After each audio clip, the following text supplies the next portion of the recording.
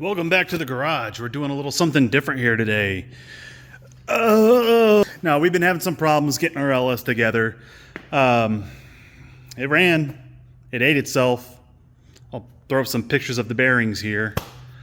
But yeah, we've gone through 2 LS.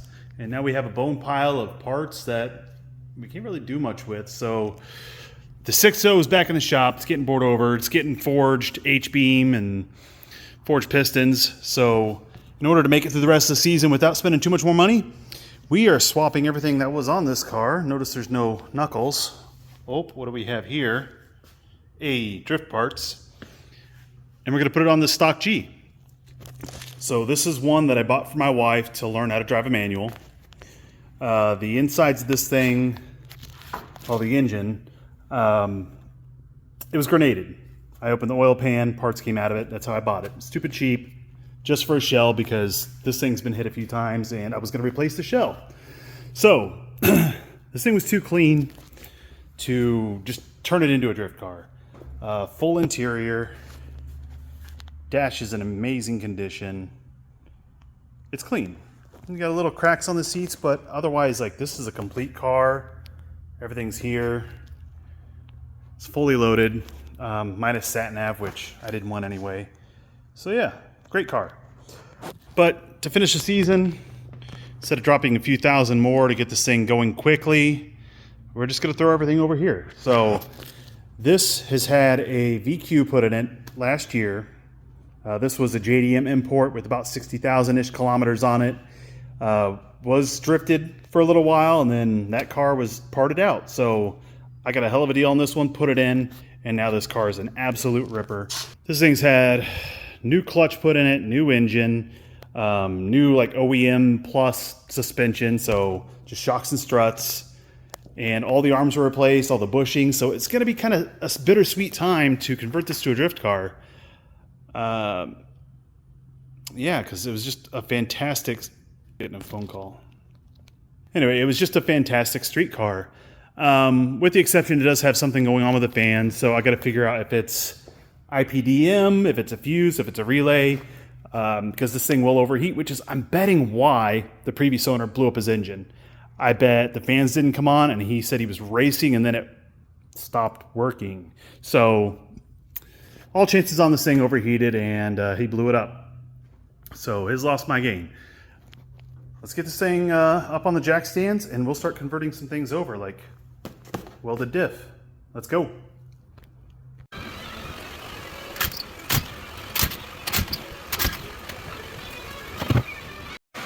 All right, we got a few things to convert here, going between chassis. So this G has been upgraded to the Akebono brakes. So yeah, those are the big brakes. I mean, Brembos are pretty good size, but Akebono, bigger, better. So we're not pulling Akebonos over to this car, so those rotors got to come off this spindle and assembly. So over here, we're gonna pull off the Brembo, the rotor, and then we'll pull off the rest of the strut assembly, and knuckle and uprights and stuff. So start off by getting this out of the way. We'll zip tie it up somewhere, and then we'll start taking everything else out.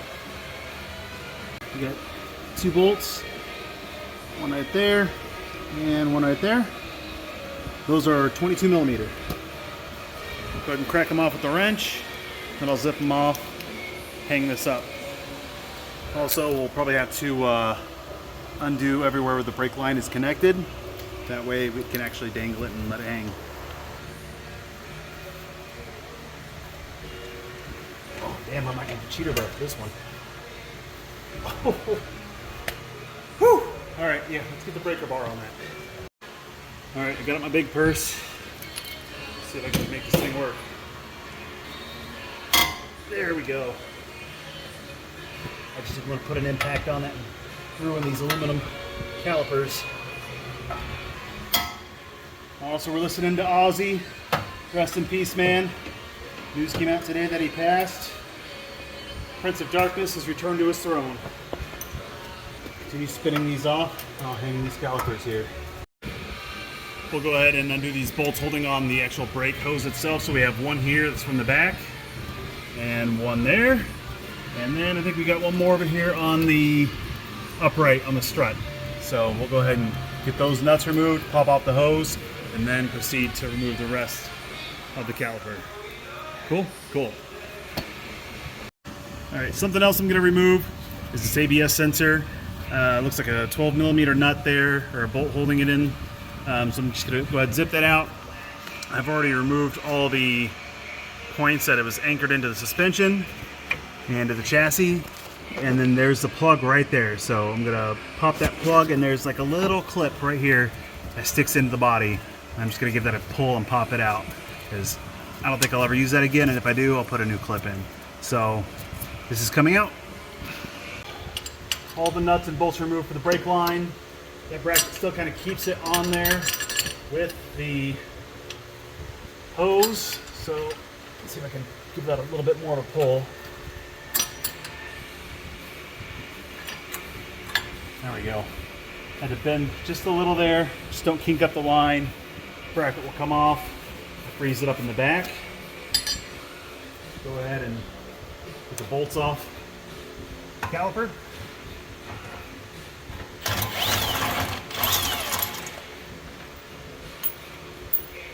One.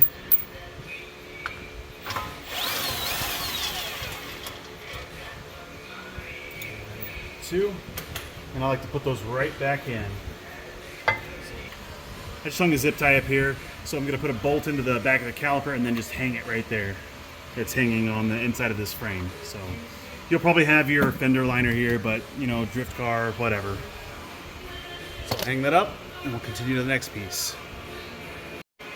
All right, with the caliper hung up there, I'm going to leave the ABS module actually connected to this because this is all coming off. I might be able to reuse this later.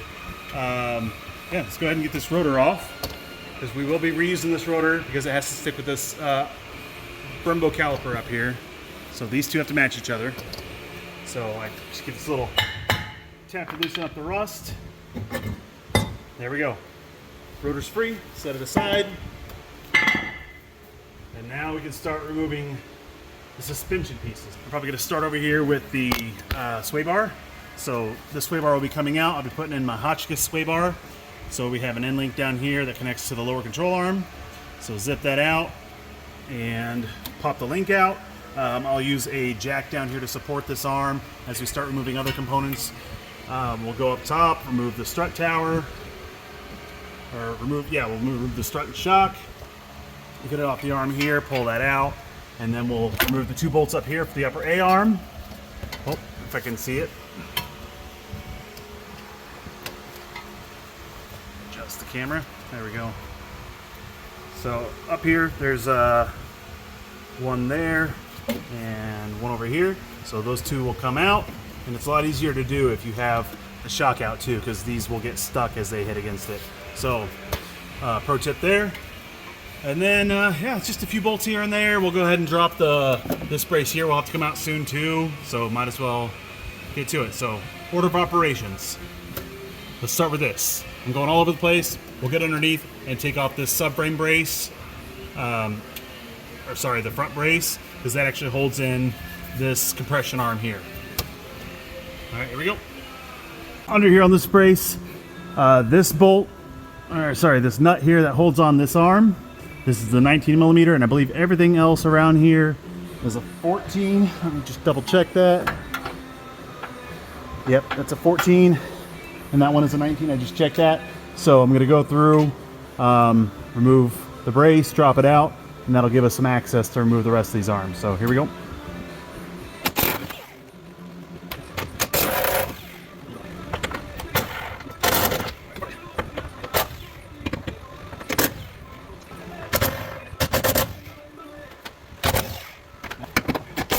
Trying not to drop this on my head as this last one comes out.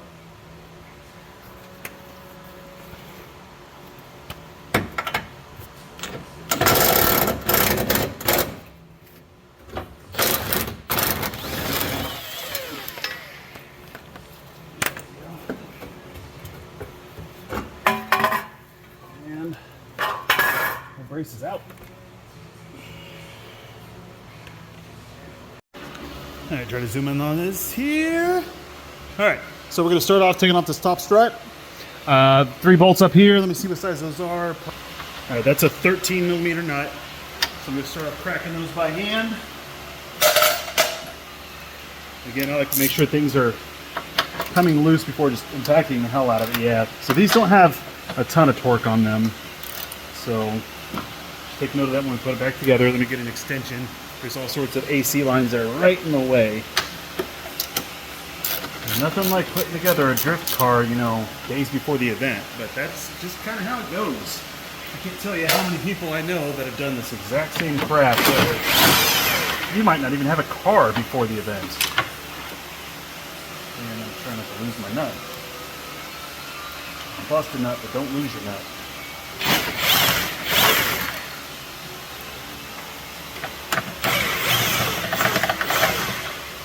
Alright, so top's off. Let's get a jack under here and we'll support this as we start to knock out the bottom. Alright, we have a bolt with the nut holding on the bottom of the strut. Go ahead and, those are 17 millimeters. I'll just use my impact directly on this thing. Get a nut on, wrench on the back here. Zip this off.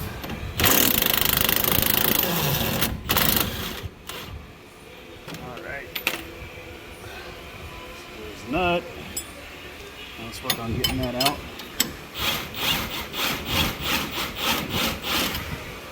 Here we go. Put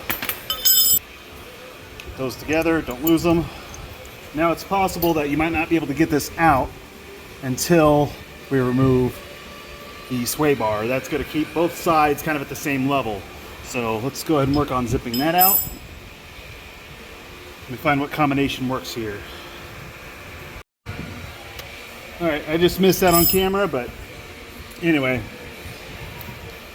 6 millimeter Allen head, I put it in my wrench. 17 millimeter box, put it on there, stick that in, break it loose, wind it out. Pretty easy. So there's a sway bar, there's a nut. Go ahead and push that through.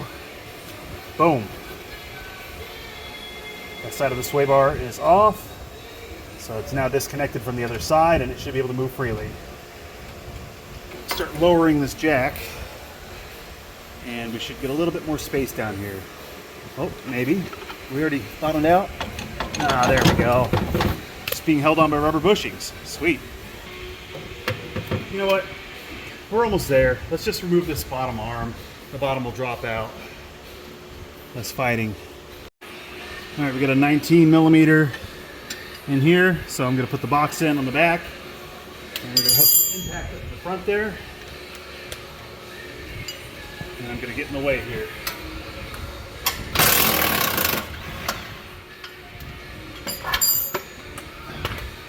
Nuts off. There we go. Now the assembly's coming out.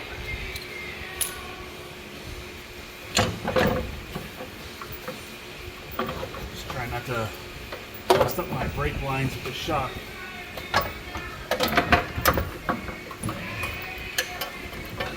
Come on. Don't give in. Hey, there we go. Shock out. And this thing was like brand new. So it kind of sucks that I have to pull it. Maybe it'll be good someday as a stick replacement. I'll go ahead and get the tie rod off this thing because I just want to kind of pull it out as one big assembly. All right. So yeah, tie rod. Here we go. All right. Peeled back the boot on the tie rod. So I'm just going to get a wrench on there, crack that off, just spin it off, and show you when it's disconnected. All right, tie rod is off. Spun it off the end there. Yeah. All right. So that will end up coming down. Like it's kind of hanging loose now. Just trying to destroy that bushing whenever you pull it out. This is brand new, or was whenever I put it on last year. So go ahead and pop that off. And let's go ahead and get those 2 bolts off up there, which I think are 14 millimeters. Yeah, we'll get a 14 millimeter wrench and pull those out.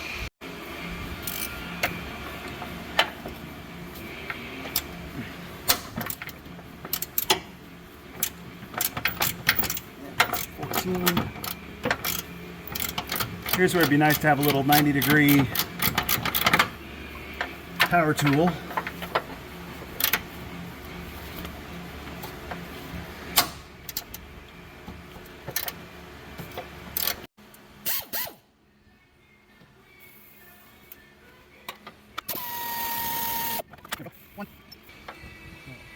It's up there, just trust that I'm getting it. I'm trying not to bust my nuts doing this.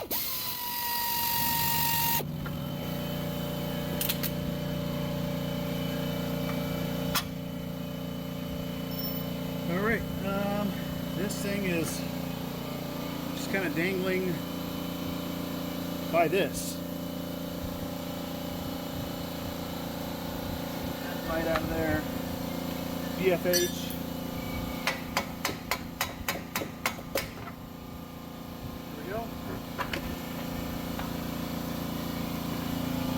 There's the whole assembly. Alright, went ahead and pulled the stock sway bar off. This one has, I believe it's 3 bolts and a nut on each side. So those are all 14 millimeter. Just zip them off, slide it right off. So, end links hanging out. There's a replacement one back there. We'll put that on here in a little while. But, as you can see, this side is all cleared out. We're good to start putting on drift bits. So at least over here we have an ISR Upper A-Arm that's all adjustable. We have the original Superlock lower control arms for the Z and Gs. There is a mini angle kit on there, the bolt-on angle kits on the knuckle, and our adjustable tie rods. That should go on pretty straightforward. All the bushings are there. We have little spacers. Yeah, this is gonna be good. But first thing I gotta do is get this rotor off. So I'll go ahead and zip that off and we'll start putting it up. Alright, we're gonna try to do this in reverse order. I'll start with the upper A-arm. I might use my jack over here to help lift this thing up and kind of keep it in place. I'll slide it up into these grooves up here, if we can see that. There we go. Slide those ball joints up into those grooves, slide the bolts through, and that should secure it up top, and then we'll start putting on the bottom stuff, and yeah, we'll just kind of go in reverse order and see what works out for us. Here we go. Yeah, having this jack is kind of nice if you're working by yourself too.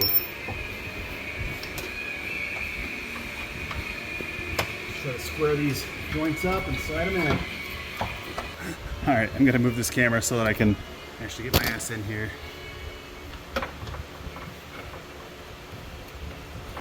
Just one. So I'll go ahead and slide a bolt in there so I don't lose it.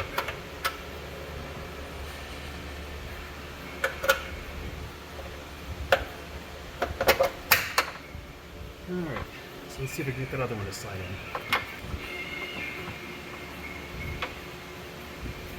There we go. Nothing crazy. Just a little finesse. Bring your holes up and put in a bolt.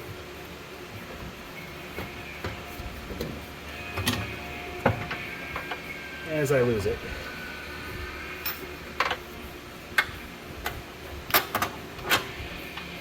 Alright, caught that way longer than I should have. There we go. Alright. We'll go ahead and snug those down a little bit. I'll go through and torque these all later. Helps to actually look at the torque specs.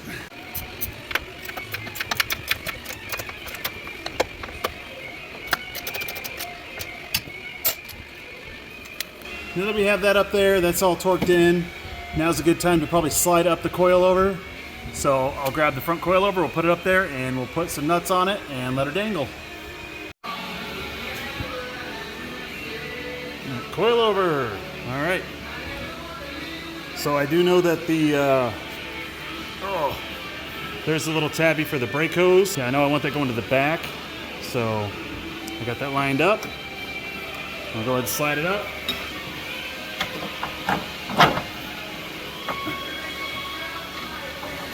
I'm just gonna finger thread on these nuts.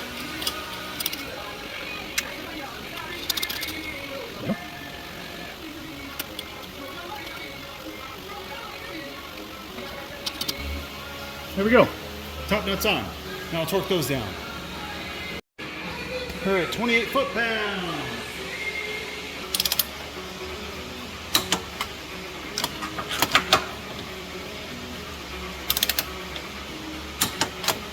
All right, that's all three. All right, so we're gonna put on this lower control arm, or the super lock lower control arm, that is. It takes a little bit of finesse like this. We're gonna have to make sure it lines up with the coilover. So coilover is gonna go through this arm down here, which we can't really see. There we go. So it's gonna go over that bushing right there. I have a bolt there for it. And then I have the bushings through these heim joints. So these two need to go on. I think this one more importantly, if I can change the camera here. There we go. So that one is a little more finicky at going on. So we'll try to slide that on first and then line that up. And then just get the coilover kind of close. Like that can adjust a little bit here. So let's start wiggling. Gonna lift this end up. Slide it up. And there is a top and a bottom bushing on this.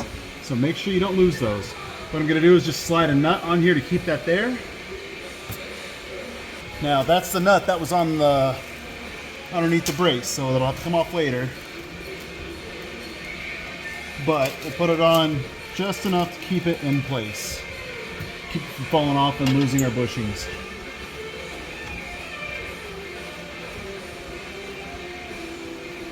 There we go. So that can still move around a little.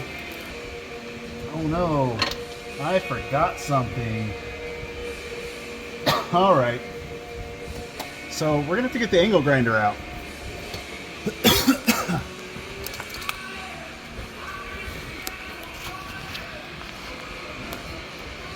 So something I forgot about these stupid cars. See these little nibs right here? Yeah, those get in the way of these. So the stock ones are smaller than this, and they just kind of sit in there. They stay located. But yeah, if you do that, you're not going to get a straight through hole, I believe. Yeah, let me take a look under here, but I'm pretty sure the instructions tell you to grind these damn things off. So here we go. Alright, so the good news is I didn't actually have to shave that.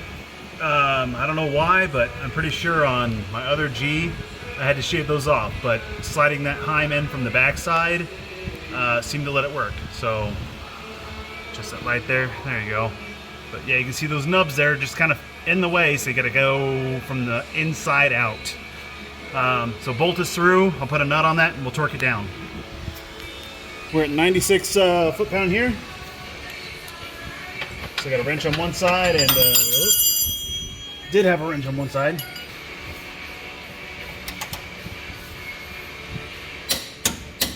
There we go. I'll try to get my wrench off. There we go. All right, go ahead and put the bottom of this coilover on. Again, it's nice to have the jack here to help adjust things. So let me loosen up this bolt and nut that's on here. Just line up those joints. And then I'm going to use the jack to push it up into place.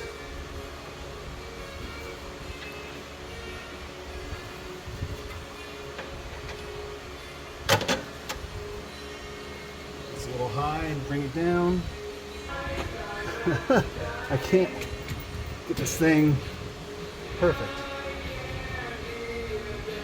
There we go. No problem. All right, I think I just saw on the service manual that this is 57 foot-pound. So I'll get this locked in.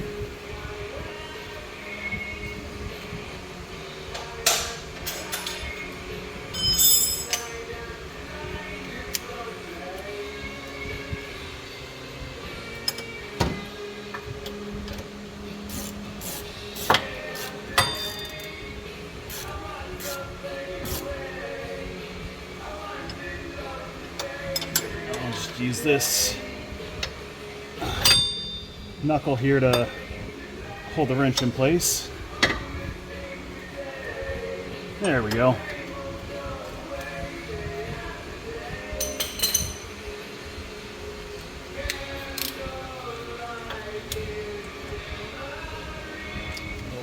Actually, I set my wrench. It's not 90. 57. 57.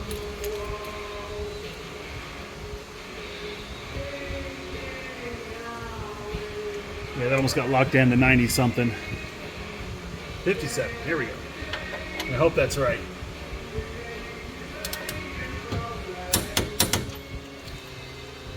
Cool.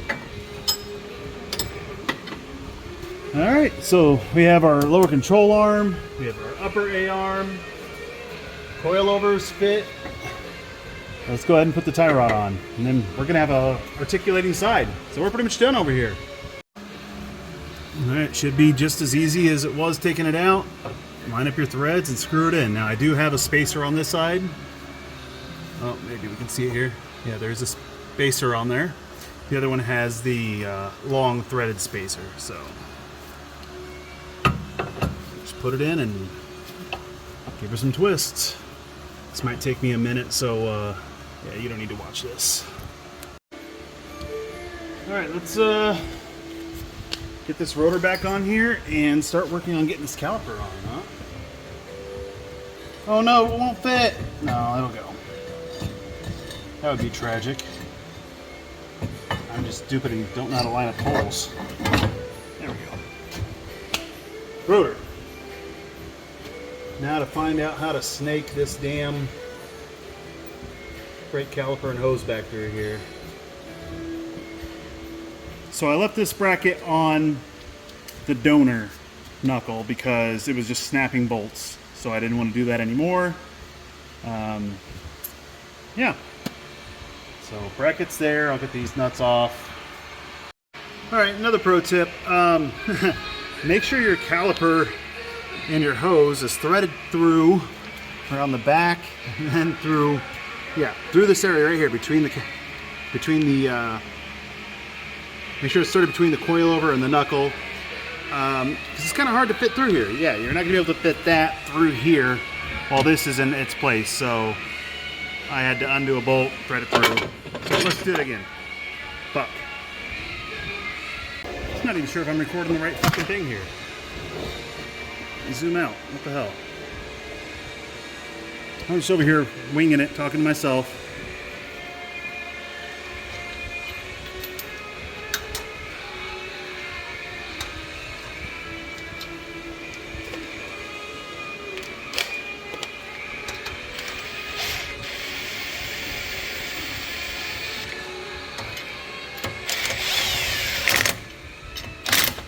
There we go. Keep that nice and flat. Have a square face to work with these bolts and the caliper.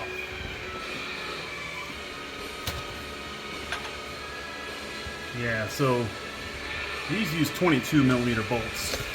22, son, 22s.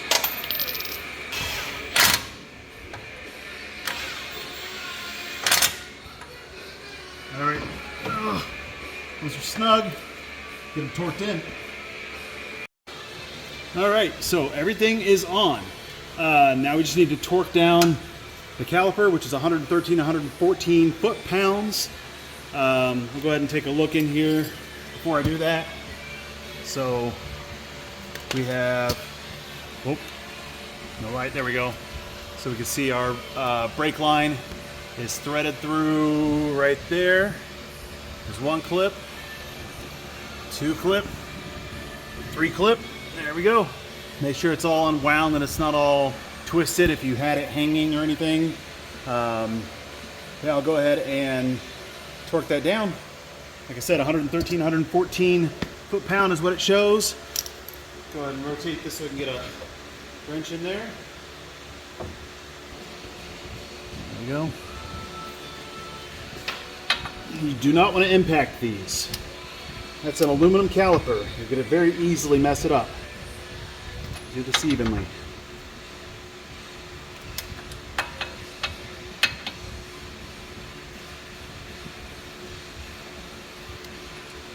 In fact, I'm going to look at the service manual one more time. Make sure I look at the right bolts. I'll even throw the service manual page up. There we go. I'm always scared when torquing to aluminum. All right. that is that. I think we have everything as it should be. Go ahead and show you the range of travel. It's not going to be full angle because we still have to do the other side. The other one's at stock angle, so we're definitely hitting on a bump stop there, but there we go. That's the start of the drift angle. I'll go do the other side and we'll come back when it's a complete picture. Alright, so here we are on the passenger side. I got this one all put on. And I got the brace pressed back up here. And I put the nuts on where it holds on that lower control arm. And those get torqued down to 114 foot-pounds. So those are snugged up. I'm just going to go ahead and put the wrench on there and give it a crank. Alright, I already had that pretty snug. I'll hit the other one and I'll put the rest of the bolts in these brackets. So there's 6 more. Alright, 1, 2, 3, and then it's the same on the other side, 4, 5, 6. And those are supposed to be 46 foot-pound, but I usually just impact them in until they're good and snug. Alright, before we put this on, I'm going to go ahead and adjust my end links here. It's running on like a medium softness right now, and I want to get it just a little bit more firm. So I'm going to take these end links off and move them 1 notch forward on both sides. Just get a little bit more stiffness on this thing. And then we're going to run probably medium softness on the rear. Let's see how this thing handles whenever it's adjusted. Yeah.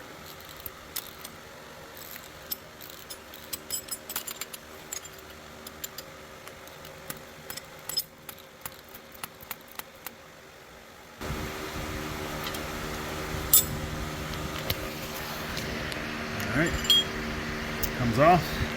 Farther back is softer. Closer to the front of the bar is stiffer, so let's just take that and take it 1 notch closer. Not full hard, but we also don't want to be limp. So we'll go ahead and put that nut back on, and I'll do the same to the other side, and then we'll put this thing back on the car. Alright, so here's the mounts for the sway bar. There's 3 bolts and a nut on each side. So I'm going to go ahead and slide this bracket up there and try to get a nut on there. So just slide that bolt hole through, the bolt through the hole, put on a nut, let it hang. I'll go to the other side, and then we'll zip in the rest of the bolts.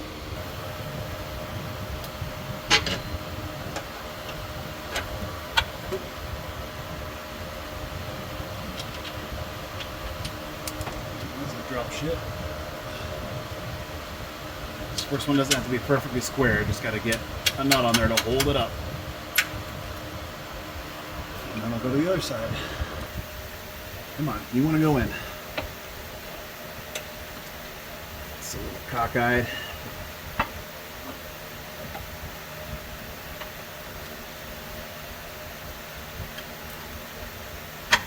I mean, hopefully it's not too bent up, because this thing was on a car that had been hit a few times, as I've said before. Hopefully we can get this thing kind of shimmied in there to square up here in a little bit. I'll go ahead and get those bolts in there, and then we'll move to the end links that go to the arms. There we go.